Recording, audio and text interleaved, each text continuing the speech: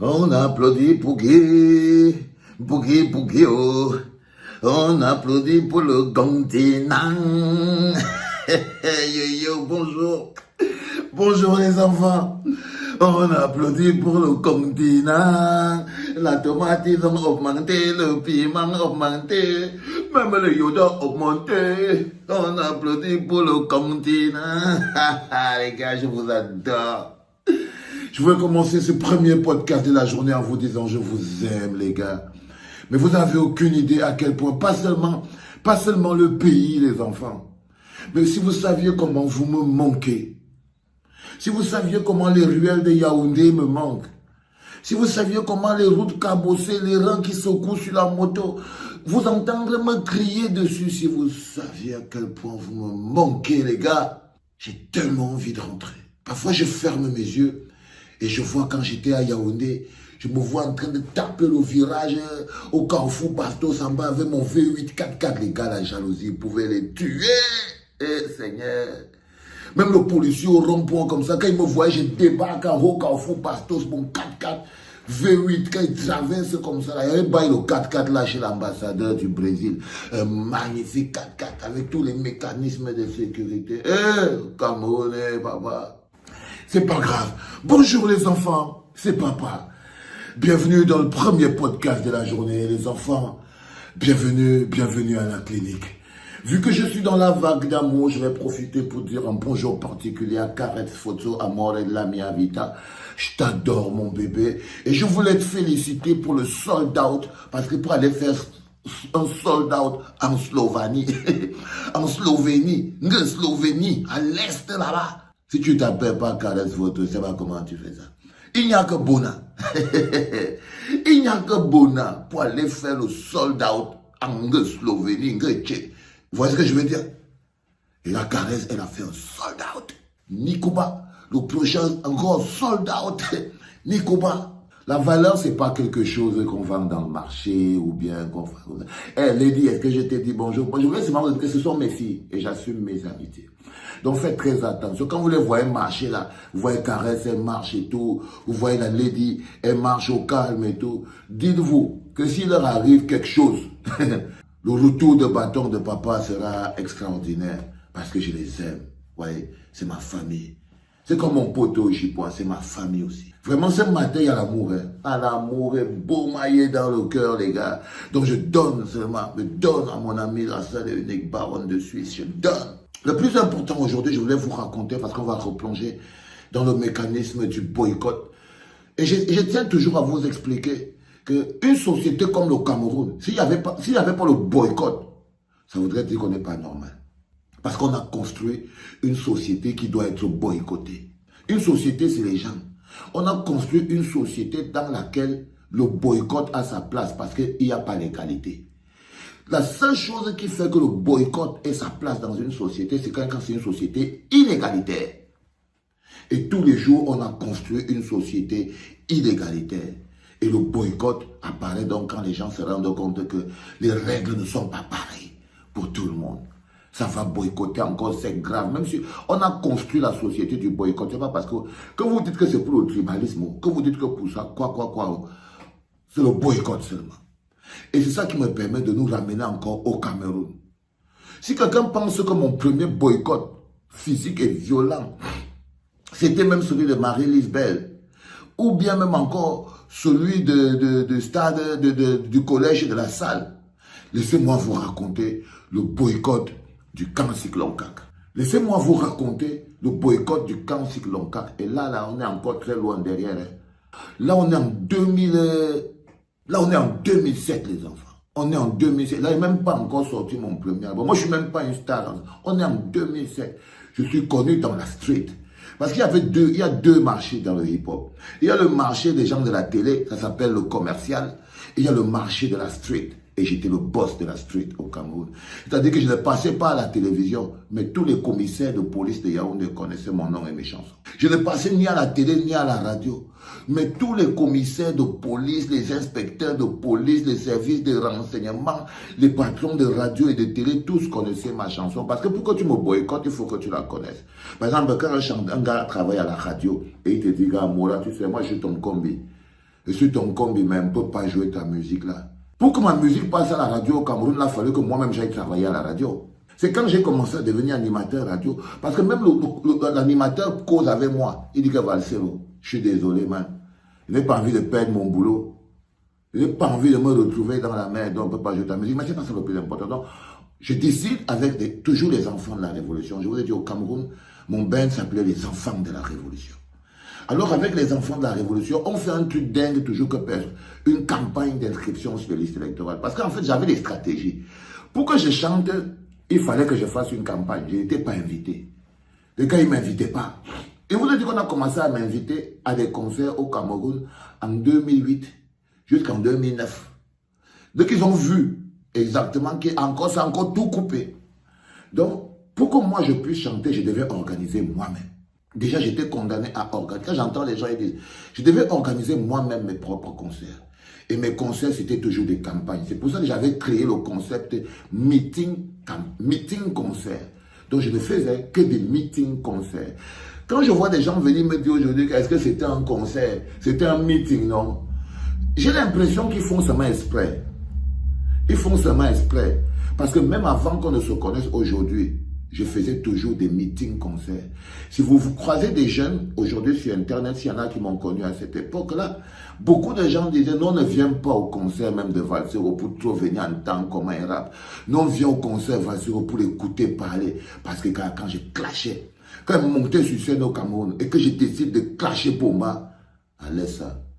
Les gars, ils parlent quoi qu'ils font là? Les gars. C'est-à-dire que même les rêves peuvent commencer à se faire pipi dessus. Et qu'un rêve peut pas, il entend Valsero placé sous le soleil en train de clasher Bomba. Mais le gars reste comme s'il dit que dans le petit, il ne va pas vivre longtemps. Alors j'organise une campagne toujours de sensibilisation et d'inscription sur les listes électorales, l'importance du vote. Vous vous inventez. C'est pour ça que je suis fatigué. Je suis fatigué de parler d'inscription sur le vote. Moi j'étais jeune, vous m'avez volé ma jeunesse. C'est-à-dire que pendant que tout le monde partait dans les bars faire la fête, moi j'étais aussi jeune, mais je courais après vous pour inscrire les gens sur les listes électorales. Et personne ne voulait. Donc j'organisais dans des campagnes. Et un jour, j'ai décidé d'organiser une campagne au Kansik de Longkak. Campagne d'inscription sur les listes électorales, sous le soleil, avec en prime le conseil du général Valsero. Je débarque avec les potes. Donc j'ai toute mon équipe des enfants de la Révolution.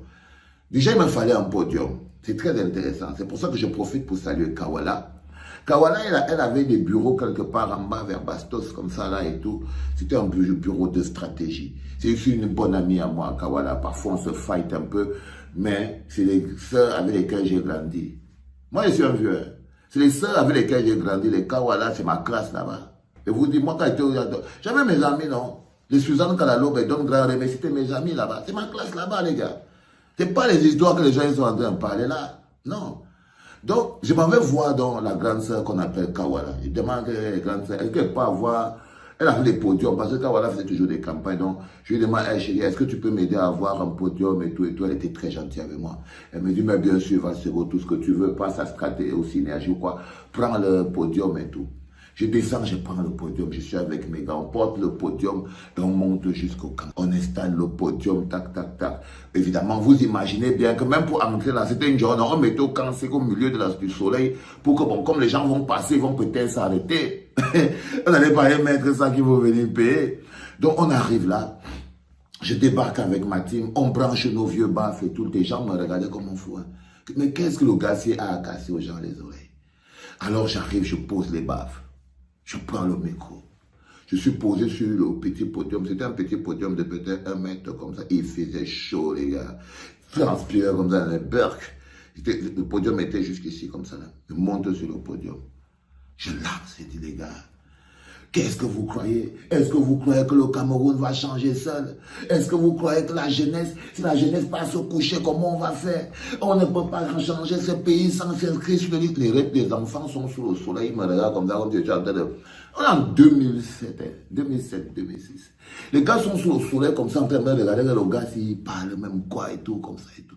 Je suis là, j'arrête pas d'allumer, va voter, inscrivez-vous. Les gens ils commencent à se rapprocher doucement, doucement. Donc le truc est en train de prendre. J'avais été stratégique parce qu'à côté, il y avait les collèges. Donc tu as le collège adventiste qui était en bas. Du côté, tu avais l'école du Kansik, Longkak, qui est aussi juste à côté. Et moi, je suis Je suis dans le stade. Donc et autour du Kansik, même, autour c'était les immeubles, le Kansik. Et ce qui est terrible, c'est qu'en temps normal, si on était un peuple à l'époque là, c'était un endroit très stratégique.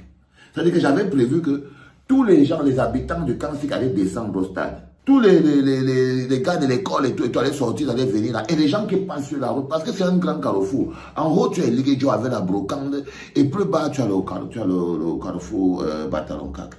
C'était vraiment un endroit stratégique, mais je vous dis qu'à l'endroit là, si on avait atteint 300, c'était beaucoup. C'est les moments qui m'ont fait comprendre que les Camerounais ne sont pas prêts à s'occuper même de leur propre vie. C'est-à-dire que si ça lui prend de l'énergie de s'occuper de sa propre vie, il laisse.